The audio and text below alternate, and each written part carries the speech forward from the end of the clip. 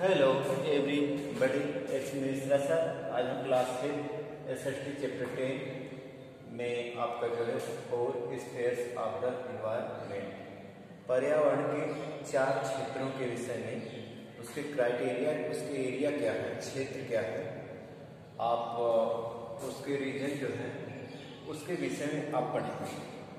तो स्फीयर्स पर्यावरण, जैसा कि आप लोग जानते हैं कि पर्यावरण 2 घटकों से मिलकर बना है, जैविक और अजैविक घटक। और उसके कंपोनेंट जो 2 हो गए, जैविक और अजैविक घटक। इसी तरह इसके क्षेत्र क्या है, पर्यावरण का आपका क्षेत्र क्या है, उसका क्षेत्र जो है आपके 4 है: हाइड्रोस्फीयर, एटमॉस्फेयर, लिथोस्फीयर और बायोस्फीयर। तो हाइड्रोस्फीयर को जलमंडल कहते हैं, एटमॉस्फेयर को वायुमंडल, लिथोस्फीयर को स्थल मंडल और बायोस्फीयर को जीवमंडल या जैवमंडल। ओके स्टूडेंट, तो पर्यावरण हमारा कैसे लिविंग और नॉन लिविंग दोनों चीजों को मिलाकर आपका पर्यावरण बना है। तो स्फीयर्स के विषय में are living and non living things on earth में आप इट्स एनवायरनमेंट करें कि लिविंग और नॉन लिविंग थिंग्स जितनी होती हैं वो हमारा पर्यावरण क्या करती हैं, बनाती हैं। Non living part environment main part of the atmosphere, hydrosphere and lithosphere. कह रहे नॉन लिविंग का जो पार्ट में भाग है आपका एटमॉस्फेयर, लिथोस्फीयर और हाइड्रोस्फीयर, ये नॉन लिविंग पार्ट के अंतर्गत आता है। The atmosphere layer of oxygen and other gas. Atmosphere क्या है? Layer of oxygen and other गैसों का एक लेयर है।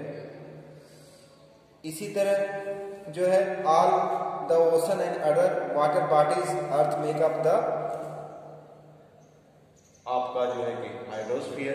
जितने भी महासागर हैं और अन्य जल के जो स्रोत हैं वो सब मिलकर क्या बनाते हैं, जलमंडल बनाते हैं आपका। इसी तरह the lithosphere consist of the rock soil on the surface on the earth. कह रहे रॉक्स है और सॉइल है, ये जो चट्टान और मिट्टी जो मिलकर क्या बनाते हैं, स्थलमंडल बनाते हैं। इसी तरह आपका जो है plant, animal and human being depend upon each other as well on the non living part of environment to survive. The biosphere is the part of environment where living things can be survive. करे biosphere वो part होता है जहां पर living things क्या होते हैं, survive होते हैं, आगे बढ़ते हैं, अपने आप को आगे बढ़ाते रहते हैं, बने रहते हैं किसी चीज में। ओके स्टूडेंट, तो पहले आपका देखते हैं हाइड्रोस्फीयर क्या होता है।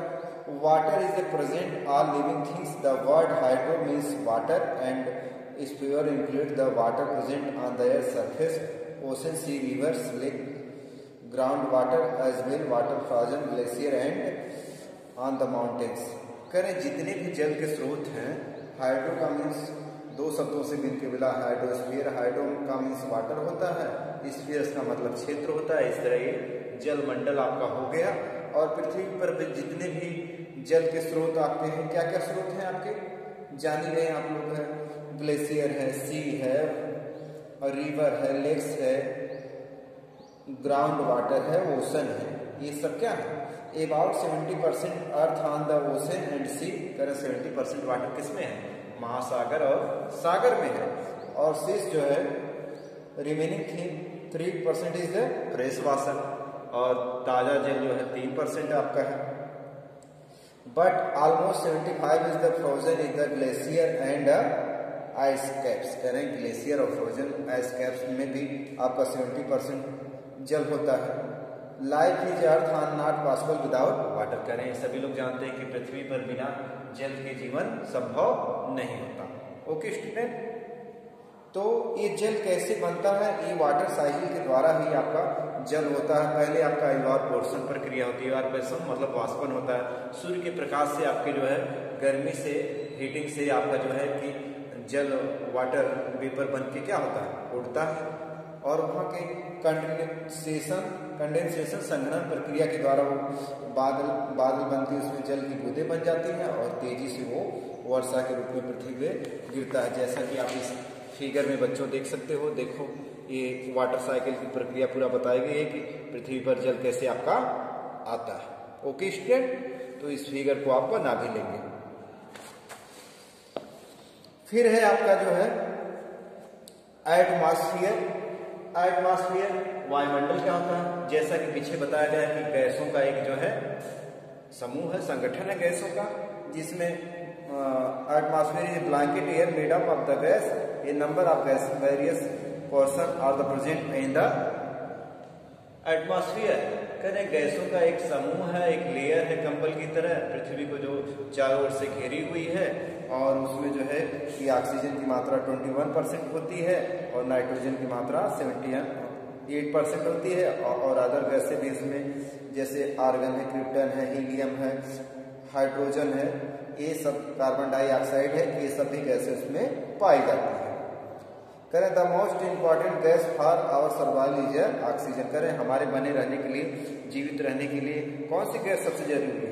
ऑक्सीजन, क्योंकि जीव जंतु जो है ऑक्सीजन को एडाप्ट करते हैं और कार्बन डाइऑक्साइड रिलीज करते हैं, और पेड़ पौधे क्या करते हैं? कार्बन डाइऑक्साइड एडाप्ट करते हैं और ऑक्सीजन रिलीज करते हैं, क्योंकि कार्बन डाइऑक्साइड की सहायता फोटोसिंथेसिस प्रक्रिया के द्वारा, प्रकाश संश्लेषण की प्रक्रिया के द्वारा पेड़ पौधे अपना भोजन बनाते हैं।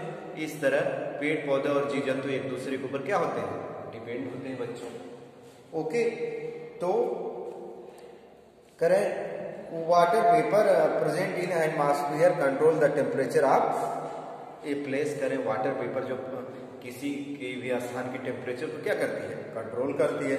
The atmosphere also act the protective filter by preventing harmful ultraviolet radiation from the reaching the earth. करें अल्ट्रावायलेट पराबैंगनी किरणों को पृथ्वी पे आने से जो है ओजोन परत जो है वायुमंडल की, वो क्या करती है? ओजोन परत जो पाई जाती है वो सूर्य के पराबैंगनी हानिकारक किरणों को आने से पृथ्वी पर रोकती है। ओके स्टूडेंट, अब आपका है लिथोस्फीयर या स्थल मंडल क्या होता है?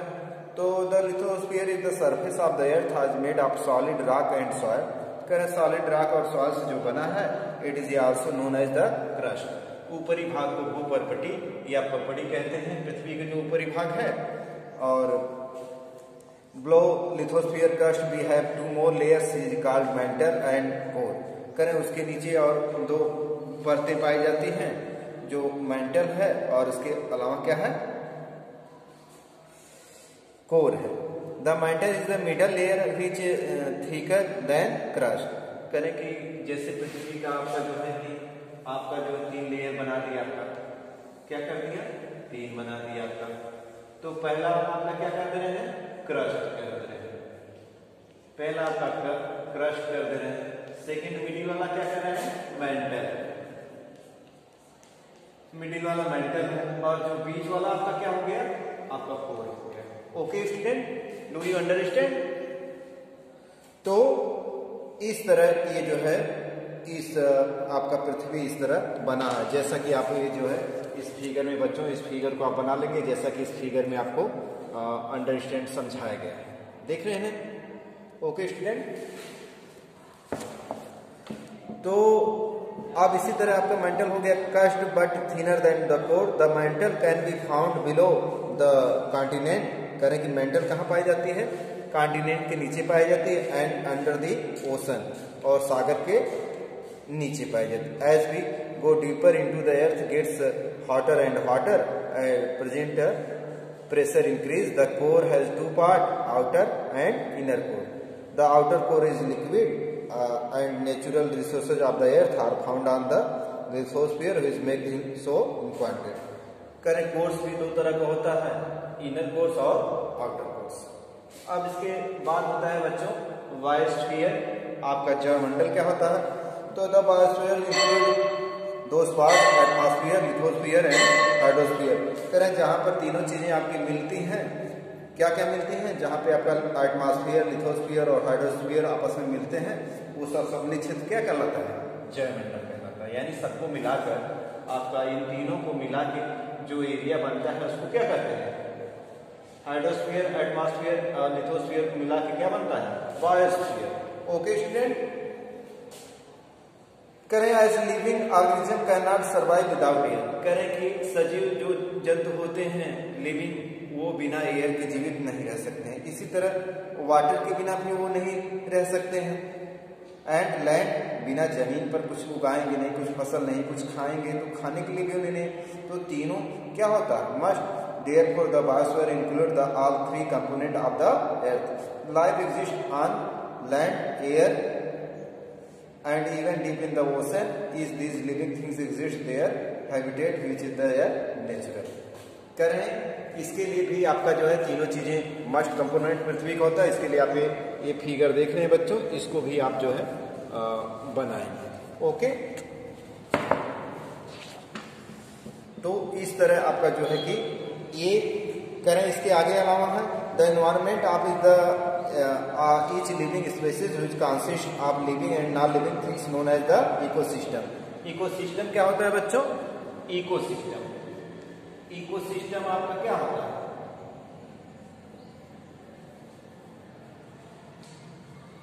इकोसिस्टम आपका जो है,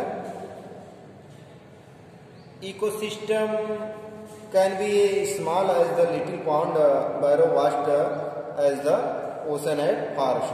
करें कि the environment is living species which consist of living and non living things.